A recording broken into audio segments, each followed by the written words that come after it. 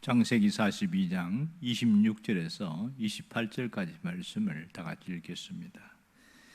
그들이 곡식을 나귀에 싣고 그곳을 떠났더니 한 사람이 여관에서 나귀에게 먹이를 주려고 자루를 풀고 본즉 그 돈이 자루의 아기에 있는지라. 그가 그 형제들에게 말하되 내 돈을 도로 넣었다가 보라, 자루 속에 있도다. 이에 그들이 혼이 나서 떨며 서로 돌아보며 말하되 하나님이 어찌하여 이런 일을 우리에게 행하셨는가 하고. 아멘. 드디어 요셉의 형들이 곡식을 가지고 가나안을 향해 출발을 했습니다.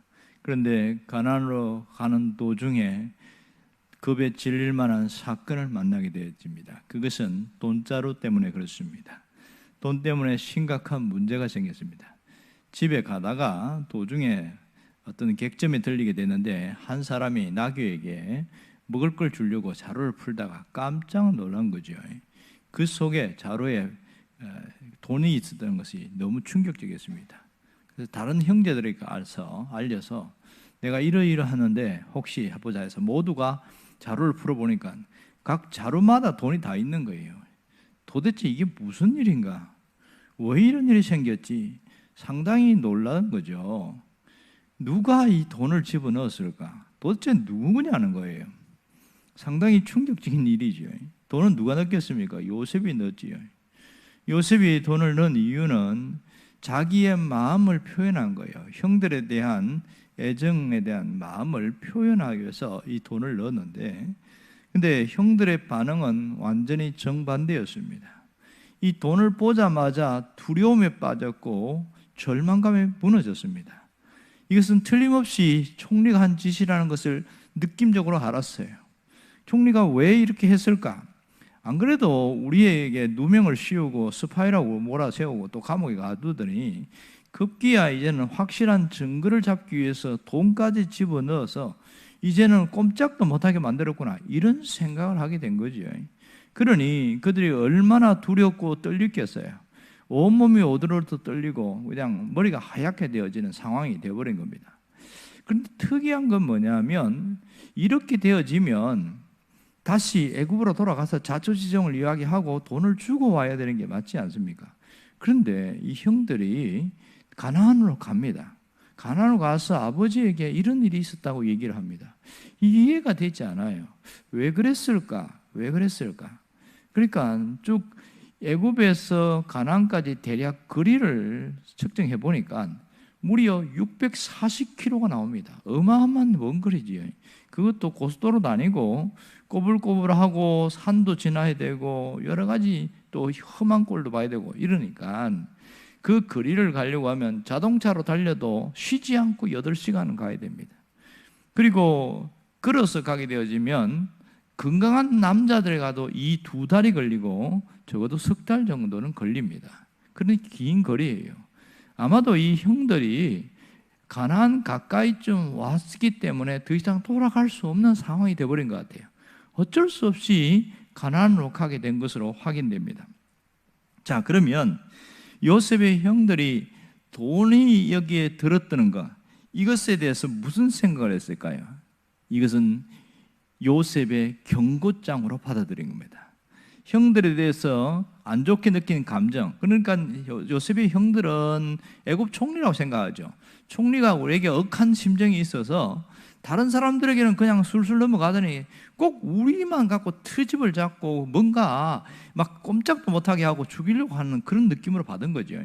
확실한 경고장으로 받아들여서 야, 이제 큰일 났다, 이제는 곧 애국 군대가 추격 오는 것처럼 그런 두려움에 빠지게 됐습니다. 이 얘기를 들었던 야곱도 얼마나 놀랍고 충격을 받았는지, 어떻게 해서 너희들이 이 지경을 만들어 놨냐 이러면서 굉장한 또 설전이 오가고 그런 아주 분위기가 싸해지는 그런 일들이 생깁니다. 그런데 이 속에서 보면 왜 이러한 일이 생길까? 실상은 요셉이 그들을 도와주려는 최대한의 자기 감정과 마음을, 따뜻한 마음을 표현한 것이 돈자루인데 형들은 정반대로 생각해서 두려움을 떨고 있었단 말이에요. 왜 이러한 일이 일어났을까? 이것은 이 두려움에 빠진 이유는 마음에 확신이 없기 때문에 그렇습니다. 만일 그들 속에 이 양식을 구하는 것이 하나님의 뜻이라는 그 확신만 있었다면 이 정도의 일 갖고 그렇게 충격을 받거나 놀라지 않았을 거라는 겁니다. 확신 없이 가나안을 출발했고 문제가 생겼을 다시 돌아갈 때도 확신 없는 가운데 돌아가고 결국 예측 못할 일이 생기니까 왜 하나님이 우리를 이 지경까지 만드냐고, 하나님이 우리 목숨을 거둬가려고 작정을 하셨구나, 뭐 이렇게 되어버린 거예요. 그러면 이런 요셉의 형들이 확신을 갖지 못했던 이유가 도대체 뭐냐는 거예요. 그 근원적인 이유를 보면 그들은 하나님의 말씀을 붙들지 않고 살았기 때문에 그렇습니다. 평소에 경건이라는 것은 형태는 있었지만 진정한 말씀을 붙들지 않고 그냥 살아온 것이 가장 큰 문제입니다. 반대로 요셉의 경우를 생각해 보세요. 요셉은 아버지의 집에 있지도 않고 노예 생활하고 감옥 생활하고 가장 비참한 가운데 빠졌습니다. 그런데 놀라운 것은 그는 하나님의 말씀을 붙들고 있다는 사실입니다.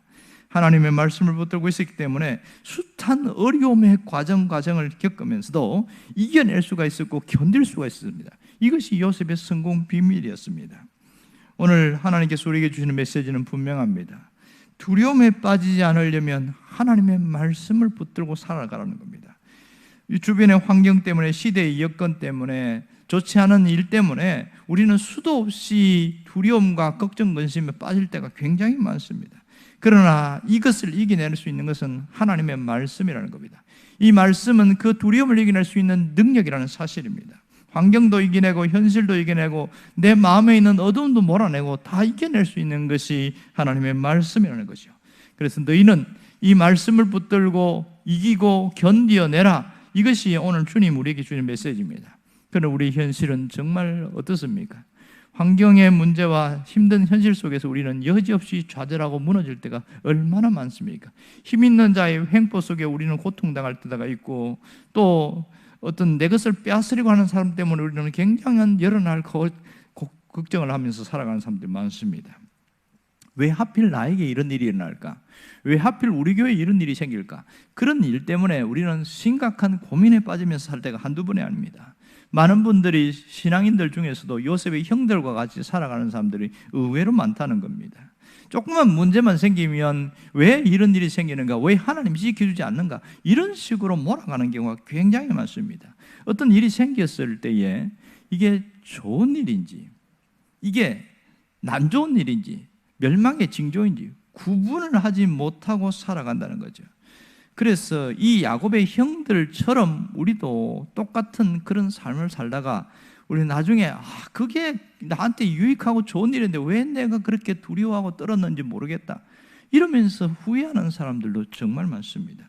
문제는 그 현상이 이것이 무엇을 의미하는가, 그것을 분별하지 못하고 그 의미를 알지 못하기 때문에 가장 큰 문제인 것이지요. 오늘 우리가 살아가면서 가장 중요한 것은 마음의 확신입니다. 이 마음의 확신이 있어야 내가 어떤 것도 이겨낼 수가 있어요. 지금 상황이 좋든지 안 좋든지, 날씨가 좋든지 안 좋든지, 내가 걸어가는 이 길이 바른 길이라는 마음의 확신이 있는 사람은 언제든지 이겨냅니다. 때로는 비도 오고 바람도 불고 그러지만 확신 있는 사람은 견뎌내더라는 겁니다. 그러나 마음의 확신이 분명하지 않은 사람은 좋은 일이 생기도 불안해합니다. 또 안 좋은 일이 생길까 봐, 또 안 좋은 일이 생기면 내가 그럴 줄 알아서 이러면서 또 흔들려 버려요. 이렇게 살아가는 사람이 굉장히 많습니다. 그러면 이 마음의 확신은 도대체 어디에서 오느냐고요? 신앙인들에게 이 마음의 확신은 하나님의 말씀에서 온다는 사실입니다. 하나님의 말씀이 우리가 이 모든 것을 이겨낼 수 있는 강력한 에너지라는 겁니다. 마음의 확신을 가진 자는 눈빛도 다르고 사는 것도 다르고 말하는 것도 다르고 행동도 다릅니다. 똑같은 환경에 처해 있는데 어떤 사람은 좌절하고 낙담하고 절망하는데 어떤 사람은 조금만 더 견디고 기다리면 돼, 하나님은 일하고 계셔, 뭐 이러면서 이겨내는 거. 무엇이 바꿔놓습니까?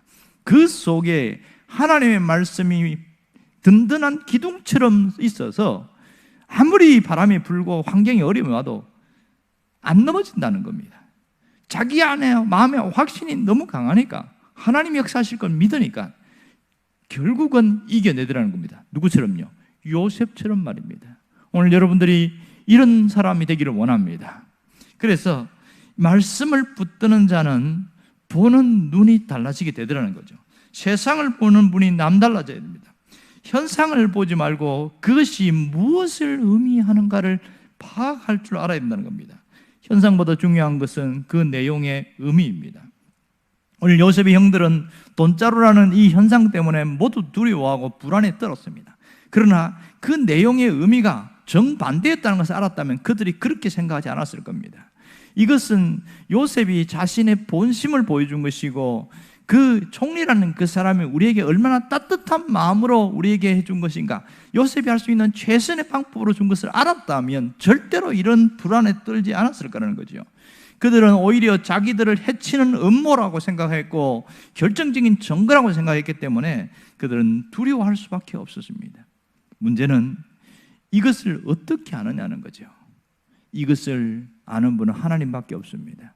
그러기에 우리가 알아야 될 것은 모든 일이 하나님의 허락 없이는 절대로 이루어지지 않는다. 그 믿음이 있어야 됩니다.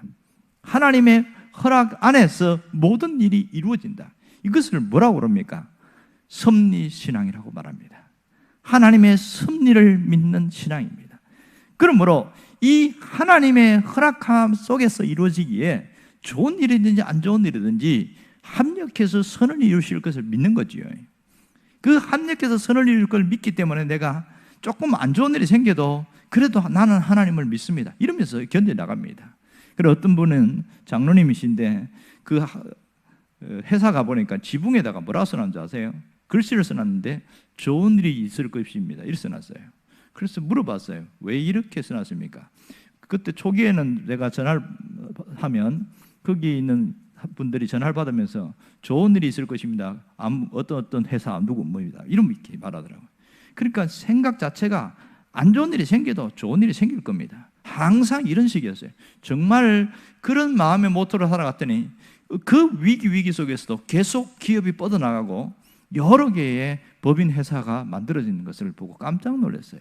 사람의 마음의 생각이 어떠하냐, 그 확신이 있느냐 없느냐, 말씀이 있느냐 없느냐, 그 하나님의 역사를 믿느냐, 그게 따라서 사는 게 완전히 달라지더라고요.